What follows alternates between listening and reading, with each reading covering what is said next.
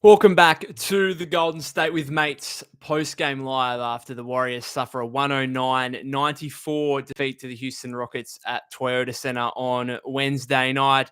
Series now tied at 1 apiece heading back to the Bay, but I think I speak for the majority of Warrior fans when I say that I could care less about the final result of this game with all the focus and attention on Jimmy Butler's pelvic injury. Obviously a nasty fall there in the first quarter on a rebound where he was kind of undercut by Amen Thompson. You guys can make up your minds on what you thought of that collision and that fall and who was to blame, whatever else. From my perspective, who cares? Like, there's nothing we can do about it now.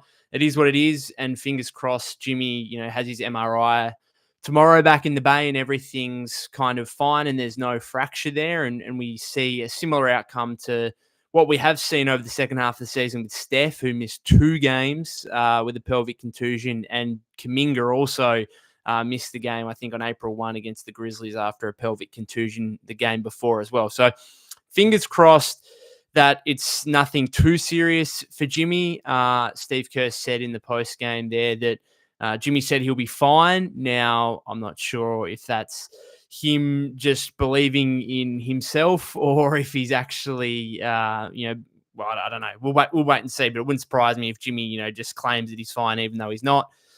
We'll wait and see. Again, fingers crossed on the MRI tomorrow, but certainly that is the biggest outcome from this game. Everything else that happened beyond that was really, again, I couldn't care less. Would have it been nice to have stolen this game somehow? Absolutely. But I really had no expectation. Like, this is a team that is not good enough to withstand an injury to Steph Curry or Jimmy Butler. Anyone else, then maybe, I suppose Draymond's a stretch. Could they withstand Draymond? Perhaps not on the defensive end, but Steph and Jimmy in particular, like, you're just not good enough to withstand an injury to one of those two guys. So ultimately, once Jimmy went down, I was like, okay, like, this is going to be 1-1. And to be fair, like, the Warriors are still in a good spot. Like, you went into these 2 games in Houston and you wanted to win one of them. And Golden State did that in the opener with that 95-85 victory. They broke serve and now they have to go back home and try and hold serve. And obviously doing that is going to be difficult if Jimmy is out. Saw an update from a renowned doctor before on YouTube that basically said that it'd be unlikely that Jimmy will play in game 3, even if there's no fracture, just with the pelvic contusion, which I suppose would make some sense based on what we've seen with Steph and Kuminga recently over the second half of the season. Obviously, in a playoff environment, it's going to be a little different. Jimmy is probably going to be more willing to play through some pain in a playoff game rather than obviously a regular season game. We know that. My biggest issue with this moving forward is, okay, let's say, fingers crossed, it's not a fracture and that it's really a pain tolerance thing more than anything. My biggest issue is how Jimmy plays and how he obviously plays around the basket, plays through contact, all this kind of stuff. You know that Ime Udoka will be going to his players and saying, any chance, any opportunity we get with Jimmy Butler driving to the basket, any opportunity we have to knock him over and try and land him on his backside again, let's do it. And I'm not sure if that, like, I don't even know if I'd call that dirty. It sounds dirty in theory, yeah, but this is playoff basketball. Kind of what it is. Like, if you put your hand up to play in a game, a professional sport at this level, then you are basically saying I'm 100% fit and healthy and I can withstand most of the legal stuff that comes my way. And there is some legality in good, hard fouls in playoff basketball. And I'm sure, like, Udoka's not going to go out of his way to necessarily tell them to do anything reckless or flagrant kind of thing. But he will say, like, if Jimmy's driving to the basket and you're going to foul him, make sure you foul him hard. And if he falls to the ground, then so be it, right? And if he falls on his pelvis, so be it. And that's going to be my concern from a Warrior fan perspective is, even if Jimmy does come back, even if he plays game 3 on Saturday back at Chase Center, what kind of lingering issue could this have on his play and potential, future issues here if he was to fall, in a similar manner again, and potentially aggravate it even more. So that's probably my biggest concern moving forward. I'll get to some of your comments here in a second. In terms of takeaways from the game itself, I don't know, not too much. Obviously, Kuminga saw 26 minutes off the bench once Butler was out. We knew that was going to happen. I was excited to see it. it wasn't great. Let's be honest. He had 11 points on 4 of 12 shooting. I'm not surprised with it. Like, it wasn't great, but I'm not sure what else you're supposed to expect when he hasn't played for 3 games and when you make such a big controversial move as Steve Kerr has done in DNPing him for 3 straight games. It's hard to get him re-engaged and straight back into the flow of things, and asking him to come out game 2 of a playoff series on the road. I don't know. I wasn't expecting that to be, it would have been great if JK could go off for 20 points and the Warriors somehow win this game. Yeah, absolutely. But I think that was probably pretty unrealistic. So I'm not surprised by the Kuminga stuff. I don't know. It was just one of those games. I haven't even mentioned Brandin Podziemski yet. Like, Pods was a non-factor, a complete non-factor in this game. Like, literally was a non-factor in this game because he had 0 points, 0 rebounds, 0 assists, did his best Kyle Kuzma impression in 14 minutes. And that was because a little bit of food poisoning came his way and he was questionable before the game. He did suit up and play, started, but was just clearly not himself. He had an IV drip at halftime, which meant he didn't start the third quarter. Then he came back and had another crack and just wasn't himself. So you're going to be without Jimmy Butler. You're going to be without Brandin Podziemski. I mean, what chance do the Warriors have in this game? So really, again, I couldn't care less about the result. In fact, part of me feels good about it. Jalen Green went for 38 points and 8 threes. Great. Fantastic. Jalen Green got his best game of the series out of the way in a game the Warriors probably weren't going to win anyway. Fantastic. I actually like that from a Warrior perspective. We're probably going to see a couple of absolute Jalen Green stinkers over the rest of the series here. We're probably going to see another couple of single-digit scoring games from him. So the fact he had a big game in a game the Warriors were probably already going to lose, fantastic. I couldn't care less about that. In fact, I'm very happy about it. So I suppose positives from a Warrior perspective, Steph wasn't great, continued to get held and all the physical contact and whatever else, but that's just going to be an ongoing storyline. We know that. I suppose Quentin Post, Moses Moody, probably the best two or the biggest two positives. I like what QP did, to be fair, hit 4 threes. It was good to see him capitalized on some of his open ones. He missed a few early in the first half, but really came back and gave the Warriors a little bit of life in that second half with a few of his threes. And I think that's a big factor moving forward because Bill Simmons basically said after game 1 that it was a stretch to have Post on the floor and that the Rockets were going to live with whatever 3-point attempts he was taking. I'm not particularly sure about that. Like, I think this performance, what did he go, 4 of 7 or 4 of 8? He went 4 of 8 from 3. Like, I'm not sure the Rockets are just going to be leaving Quentin Post wide open again for the remainder of the series. And if they do, then I think this is a good to see that he's actually going to capitalize on that and he's going to actually be a legitimate threat, which we know he's been through the regular season. So it was nice to see that at least translate to the playoffs. And Moses was a little bit more aggressive in hunting his shot, took 6 3-point attempts, made 3, had 12 points. It's kind of does shine a light on his limitations as an offensive player when the Rockets can just get away with putting Şengün on him and there's no real concern about Moses taking Şengün one-on-one. And that's kind of the issue with him as a legit just catch and shoot guy, is that he's not someone who's going to be able to attack a mismatch. And I suppose that is the biggest limitation with his game. And whether or not he can develop that at all going forward, I don't know. Like, he's still a valuable player. Like, a 3-and-D guys who can shoot 40% from 3-point range and can be a high-level perimeter defender, which I think he's starting to develop into over the second half of the season since he's got the responsibility following Wiggins' exit via that blockbuster trade.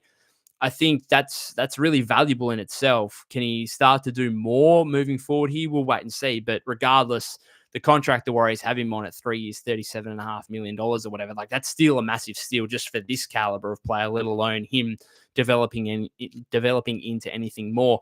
All right, let's get into some of your comments here. Won't go for too long because, again, I don't really care about the game. I care about Jimmy's health and status moving forward. That's really just the biggest thing. Again, the Warriors did what they had to do in winning one of these 2 games. Would have it been nice to take a real hold of the series with a win today? Yeah, but you're not going to do so when Jimmy exits after 8 minutes and when Pods is sick as a dog and giving you nothing. So Logan says game was over once Jimmy got injured. Absolutely. Knox says game was lost 5 minutes into it. Yeah, well, if by 5 minutes you mean 8 minutes once Jimmy got injured. Logan said, nah, they started game 1 slow as well. No Jimmy, the game was lost. No Jimmy equals nothing in these playoffs. No Jimmy equals they lose in round one. Yeah, I mean, this is all, we're not surprised by this stuff, right? Like, this is just, it was a familiar tale of being a one-man show, really, once Jimmy went down. And this is why you have a second superstar caliber player for these kind of moments. And once the Warriors lost that second guy, they don't really like, they don't have the luxury of having anyone else to kind of fill that role. They try to throw Kuminga out there, but he's just not it at this point. Unfortunately, it just is what it is. It does make me wonder, forward thinking a little bit into the off season is like, what could you get for Kuminga in a sign and trade, or what moves could the Warriors make to just give themselves a bona fide third guy, right? Who in these moments you could say, okay, well, we've lost Jimmy, but we still have a puncher's chance. Because I don't know, maybe it's a guy like Cam Johnson, and you could say to yourself, well, they're going to double team Steph. They're going to throw so many things at Steph. But you know what? Cam Johnson could hit 7 threes and go for 25 points and win this game even after Jimmy was injured. Something like that. I don't know. This is forward thinking to the offseason on what you could potentially do. Cam Johnson's obviously been a name that's been linked to the Warriors in the past. Not a guy that's necessarily going to, start isolating, scoring, and creating for you and doing what Jimmy does. But, he is obviously a guy that is capable of a 20-25 point outing. And the Warriors don't really have that secondary guy if Jimmy's out to supplement Steph. Kuminga was it to a degree before he got injured in January, which was just a really untimely aspect to all of this, unfortunately. Then it says Steph and Dre 11 turnovers. Yeah, got to be so much better. Particularly, I mean, Draymond's just not playing well at all, and I think it's papering over some of his incidents that he's having with the Rockets players, of which there's been multiple. We saw him, Brooks, I think, got a foul at one point where him and Draymond got into it in the first half. He's had stuff with Şengün, obviously, over the 2 games. He really got into it with Van Vliet at the end of the game there. Jalen Green got a flagrant 1 foul assessed to him in the fourth quarter there, where he elbowed Dre in the face. How hard it was, I don't know. I think Dre's delayed reaction suggests it was more just grazed him more than anything, but the action that Jalen Green certainly made in terms of the elbow towards the face was, I think, worthy of a flagrant 1 foul regardless, and that's what the referees decided upon. So I don't know, some of Draymond's antics are probably papering over the fact that he's not playing well over these first 2 games, and he's certainly going to have to respond. But some of the Steph stuff, I know they're absolutely like throwing multiple bodies at him, but he's got to recognize that better sometimes. I think there's way too many times to me that he's just dribbling up the floor and he just like dribbles the ball into traffic so carelessly. And then there's like 3 guys around him and they get a hand in either the turnover, or we saw a couple of jump balls in this one where Jalen Green and Steph both had their hands on the ball. Like, Steph's got to recognize that a little bit better and just, just settle down a bit, settle down, chill out. I said it after the game 1 victory, it was a bit of an issue there as well. So it's a bit of a problem in terms of Steph's turnovers. Then Nick says we cut the lead to 10 a lot of times and we couldn't capitalize. At least we won the first game. Now I have to settle things at home. I want Buddy off this team. Like, guy, he's so useless. Yeah, this is what you love about playoff basketball, is that it really comes down to like, how many guys have you got that you really, really trust in this environment? And the Warriors probably don't have enough still. And this is, again, why you might have to go and make another move in the offseason or try and really hit in free agency. Like, I don't know, I'll keep saying his name, DeAnthony Melton. I could see a healthy DeAnthony Melton being in this series and being in this matchup and being a trustworthy piece for you. But aside from that, like, I suppose the Warriors, they're going to trust all their starters, which is fine. I think Moses has done enough and Pods did enough in game 1 to suggest they can be trusted. Obviously, Pods gets a little bit of leeway in this game through, given his illness. But aside from that, Peyton, Post, Healed, Looney, Santos, Kuminga, Spencer, like, I'm not sure you trust in any of those. Like, even GP2, I suppose, and Loon are the most proven of that duo, but they haven't been great necessarily over the first 2 games here. So I know this is why you'd kind of like a genuine 6th guy, because who is the Warriors 6th man now? Who is it? Now, in an ideal world, it would be Kuminga, but we know it's not him. Is it Peyton? Is it Post? It can't be Buddy Hield, surely. Santos had 4 fouls in the first half today, and the one where Kuminga actually did really well to save the ball and throw it back to him, and then Gee just threw it straight to Şengün. Not sure what he was doing, and then he fouled Şengün. Awful players. The Warriors were battling, obviously, pushing uphill to get back into it, and you just couldn't have plays like that. So, I don't know. This is, I suppose, why moving into the offseason, you'd say, okay, we need another guy, right? We can get away with it during the regular season maybe and be a playoff team, but if you want to be a bona fide championship contender, like you need to try and find a bona fide third guy offensively. If Pods could be like your fourth and Moody your fifth, that'd probably be ideal. And then like Draymond's just there, obviously being, what he does defensively. Who is it? Is it Cam Johnson, someone like that? That's probably an area the Warriors need to try and look at in the offseason. Tired Basketball Fan says, thought they might lose this game. Don't think this game might lose them. Didn't think this game might lose them the series. It might lose them the series based on Jimmy. Yeah. We'll wait and see. Thendek says, to be fair, I think we'll be fine. We lost by 20 and Jimmy and Pods didn't even score. That's like 35 points missing for us. I really don't care about the result. I just, sometimes you look at these and you look at it at a 2-game block, right? And the 2-game block was these first 2 games in Houston, and you just had to win one of those, and you did. So tick. It's a tick for the Warriors through the first 2 games. Now you got to go home, and the next 2-game block is win both games at home and go up 3-1. That's a big ask, right? But that's what they're going to have to try and do. And hopefully Jimmy isn't too bad and can play ideally in both of those games, obviously. Brody. Alrighty, the mic just did what the mic likes to do and disconnect for some reason, so I apologize for that. We should be back on. Getting back into your comments. Yeah, so Brody said refs need to step in. This series is turning into WWE. I'm amazed that no one's been ejected in the first 2 games. It's rather wild. Thai Basketball Fan says the game was out of control from the beginning. Brody says the refs are too secure in their jobs. Fines and suspensions need to be implemented. These NBA refs have nothing to lose. They're reffing the highest league in the world. Yeah, I don't know. This is just like, we saw what happened during the regular season between these 2 teams. We saw what happened even going back to last season between these 2 teams. Like, it's a legit rivalry. Now, I suppose if the Warriors were to go on and win this series, you'd say there's actually no rivalry because one team beats up on the other. But the Rockets are a young team. It's kind of like that Memphis series from a couple of years ago, which ironically Dylan Brooks was part of, where it's just like a young team, upstart team who want to make their name coming up against a veteran team who have been there, done it before, and you kind of get a massive clash, right, of 2 different teams who are at different points, and yeah, it's basically being stuck between a rock and a hard place right now. So I don't know what the league's certainly going to be saying stuff to the refs, not only in this series but across other series as well, in regards to the physicality and stuff like that. And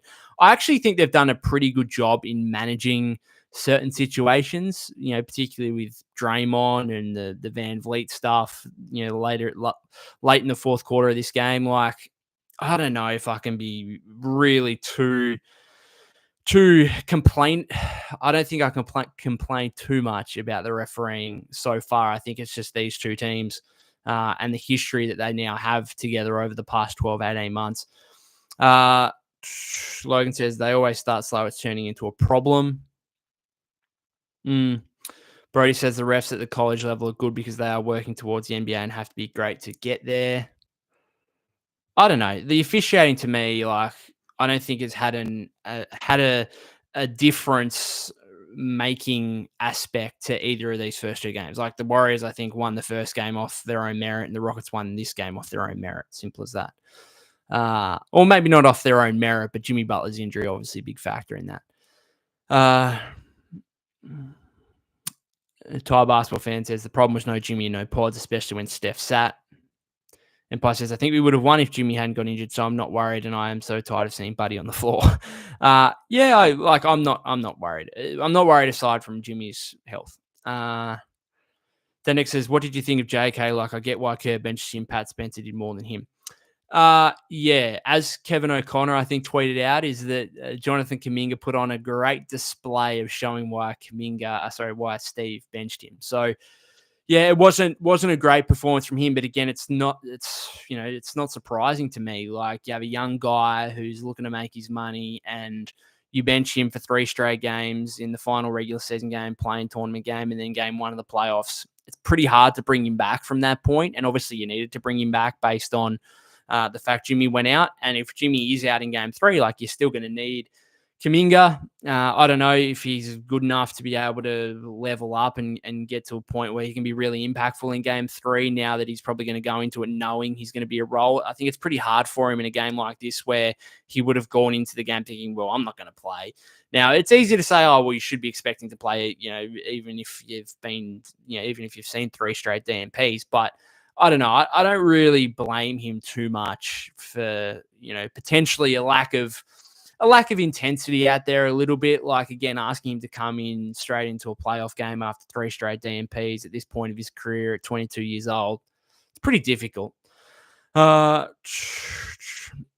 Thai basketball fan says, would have had a great shot at it. I was worried they'd go down big immediately, but they were fine until the injury. Yeah, they're only down like 7 or 8 when Jimmy got injured. So, yeah, it would have been interesting to see what would have happened had Jimmy not gone down. Royd says, Thompson's undercut looked intentional to me. Look, make up your own mind on it. I don't want to comment on it too much because it is what it is. Like, you can't change it. I don't know. We'll wait and see. Matt says the game was in reach for majority of it without Jimmy, and I would like to believe Rockets won't have as good of a shooting night. What did they shoot in the end? The Warriors were 39.5% from 3, but only 41.3% from the floor. So everything inside the arc wasn't great. The Rockets shot 45.3%, 37.5% from 3. As I said before, Jalen Green getting 8 threes and 38 points out of the way. I feel good about that.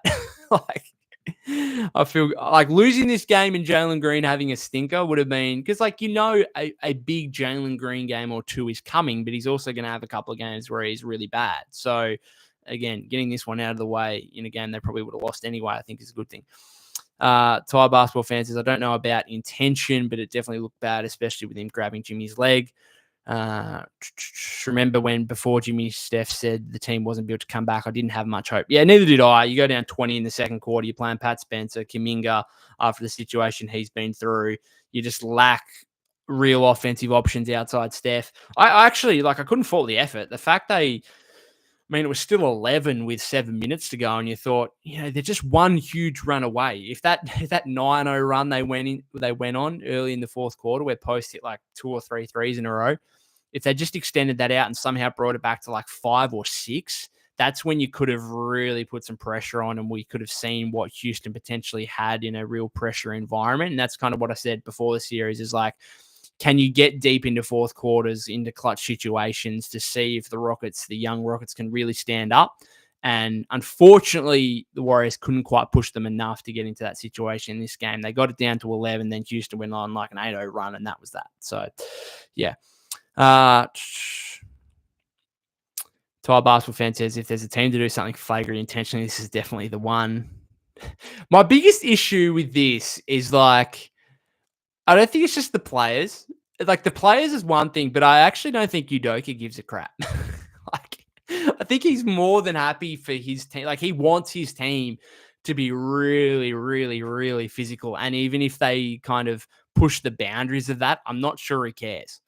And so that's the kind of thing that worries me, because I think some coaches would be like, all right, guys, let's be physical, but let's rein it in a little bit and make sure it's all above board. Do I think Udoka's telling his team that?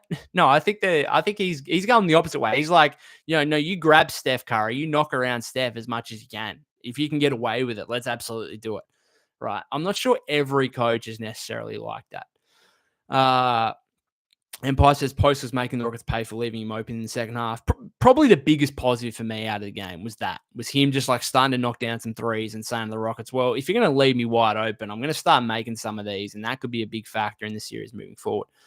Andrew the Goat says Warriors in 5. Let's hope so. The rookies only won this game because they played dirty. Robbie says JK needs to be traded to a rebuilding team where he can develop his IQ more. It would be good for him and the Warriors who can get another scoring player. Wait and see. Plenty of time to. I tend to agree at this point. Be interesting to see. We'll have more of a chat about it, obviously, as the off season plays out here and what potentially the Warriors could get. Empire says, I wonder what was the reason for Jalen Green hitting Draymond in the face. Yeah, weird. Thai basketball fan said Jalen Green saying he got going on defense was definitely something. Holding Steph got him going, and then no Jimmy and no Pods on defense. And I'm supposed to be impressed by his game. Hopefully, it really is his one good game. Yeah, like I don't trust him. If I was a Rockets fan, like I just don't trust the guy. He had 7 points in game 1 and 38 in game 2. What's he going to do in game 3? Who knows? Like he could go for 5 points on 2 of 15 shooting, or he could have 38 on 15 of 20 shooting. Like I don't know. And that therefore is why, and it's why, from a, yes, looking at it from a Warrior fan's perspective, sure, but like I was optimistic going into this series because like I just trust Steph and Jimmy more than I do Jalen Green and Apper and Şengün. Şengün, I think he's more consistent. That's why he's an all-star this season, right? Jalen Green at his best is an all-star level talent. We just like the gap between his best and his worst is way too great. And across a playoff series, I think that probably gets found out. Now, whether Jimmy can come back or not and be his true self, that's going to be obviously a big factor in whether the Warriors can win this series or not. So we'll wait and see. Thai basketball fan says Melton healthy would be awesome, but relying on him again wouldn't be wise. He should be a bonus, not the plan. I agree with that. You just bring him in on a minimum and say, okay, well, he's on a minimum contract. We can bring him along slowly. He can be on a minutes restriction. He doesn't need to play a huge role necessarily, particularly early in the season. But if we can get him fully healthy for the playoffs, it's like a kind of Otto Porter and Otto Porter was huge Otto Porter was potentially bigger in the regular season than he was in the playoffs for the Warriors, but that's the kind of signing it is. Where the Warriors probably signed OPJ in 2021 offseason and probably thinking, okay, well, he's got injury concerns, but for a minimum, it's worth a flyer, and it absolutely yielded huge results for them. FTW Clan says we better pray Jimmy is good for game 3 because I don't think we're winning a single game without him. Depends if I'm assuming Pods is going to be right to go. Actually, you know what? I think I don't know. There's just something about Houston that I don't love. And this is going to bite me in the backside. And Houston probably going to win this series now that I've said this. But like, I had no expectations in the second half of this game. But I also thought to myself, it wouldn't shock me if the Warriors came back and won this game. Now, they didn't. They lost by 15. But would it shock me if they won game 3 without Jimmy Butler? No. Like, I just don't think Houston are that good, and I just don't trust them wholeheartedly, particularly, when Jalen Green is their leading scorer. That's just what I think. FTW Clan says, but hopefully our role players play better in the Bay and theirs play worse. Thai basketball fans says, I want Jimmy to play game 3, but I also don't want him to because I don't see how he could be truly good to go after that. I don't know. If you're going to say what's his status for game 3, I would say doubtful right now, but we'll know more in the next 24 hours. FTW Clan says Jalen Green won't come close to 30 again this series. Fingers crossed. Thai basketball fan, what did you think about the still photo they showed on the broadcast to prove Jalen Green was fouled on that challenge? Never seen that before, and images are never conclusive. Very strange. Yeah, that was a weird one with Gee. Obviously, it was called out of bounds on Jalen Green, which clearly was, but then Udoka challenged it to see if there was a foul prior to that, which they said there was on Gee Santos. I don't think I had an issue with it. I think it probably was a foul, but yeah, the fact they use a still photo on it, again, I'm with you. Like, I'm not sure still photos are the greatest evidence necessarily to dictate something like that. So strange, yes. Was it the right decision? Probably. But yeah, I do agree. It was a bit weird. Bull don't lie. Oh, damn. I thought this was Golden State with mates. Jokes. Oh, man. Sorry. Golden State with Matas. Matas Buzelis. Bulls season is well and truly over. We're Golden State with mates here. That's hilarious. FTW Clan says basketball fan, it was so annoying seeing him getting so hyped about forcing jump ball on Curry when he was literally needed a double triple team to do it. Guard him 1v1 and see what happens. Yep, agree with that. In regards to Jalen Green's defense, Thai basketball fan says, yeah, they were hyped for everything, even just scoring right after Jimmy left with 0 of the big 3 on the floor. That lineup started the second quarter that Steve went to with Pat Spencer, Buddy Hield, Kuminga, Draymond, and Post. So I was like, yeah, we might be cooked here. This might be done and dusted.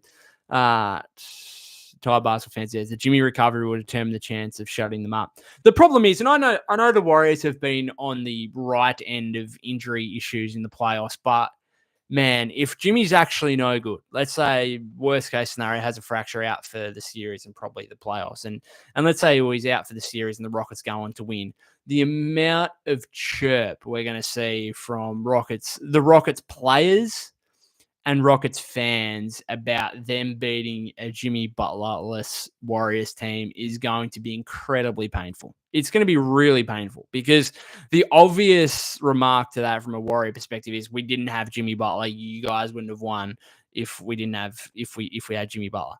That's what it's going to be, and it's going to be really painful. But there's a long way to go. I'm still very optimistic the Warriors win this series.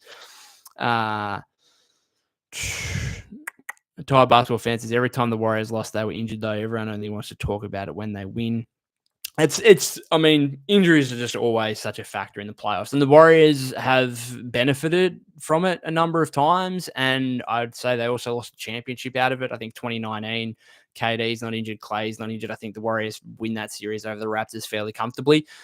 So it swings and roundabouts, right? There's injuries benefit you sometimes, and other times they hurt you. I think it's pretty similar for most teams. And I'm not here, crying as a Warrior fan saying that we haven't benefited from injuries to other teams in the past. We certainly have, right? And this is maybe an instance where we're on the wrong side of it. Fingers crossed that's not the case. And we'll know more in the next 24 hours. I'm going to finish it up there, guys. Been going for over 32 minutes. Thanks to Tired Basketball Fan, FTW Clan, everyone else in the chat for giving me your thoughts. I know for those of you in America, it's quite late on a Wednesday night now.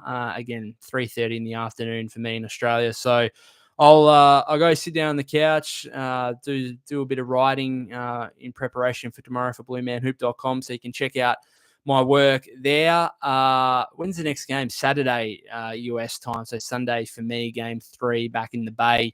I'll certainly be back, obviously, for a post-game live after that one. Potentially another podcast episode. In the meantime, we'll wait and see how we go. Anzac Day for us in Australia tomorrow. So if you are Australian, have a good Anzac Day. Obviously, a big matchup between Collingwood and Essendon, which is probably outside the I think there's no probably about it. Outside the grand final, or the Super Bowl that you guys in America would call it. It's the biggest game in the AFL, I think, for the season, Anzac Day. It's such a special occasion. I've been lucky enough to go once with my late old man. In what year did we go? 2017 we went. Unfortunately, Collingwood lost, but I tell you what, when the last post is being played before the game and you got 90,000 people there standing in silence, it's one of those moments that really raise your hairs on the back of your back and give you goosebumps. It's really special, so I'm looking forward to sitting down on the couch, a couple of beers, watch the game with a couple of mates tomorrow. Hopefully a better result than what we saw with the Warriors today. Collingwood are pretty heavy favourites to beat Essendon tomorrow. So we should get a better result, fingers crossed. And then hopefully the Warriors can bounce back in game 3 on Sunday for me, Australian time, again, Saturday for you guys in America. If you haven't subscribed to the YouTube channel already, that'd be greatly appreciated. Follow me at POC252. That's POK252 on X/Twitter. Again, thanks to everyone for your support. If you've commented here or if you're watching on replay or listening via your podcast feed, I'll be back on Saturday for another post-game live and potentially another podcast episode in the meantime. Be on the lookout for that. Thanks, guys.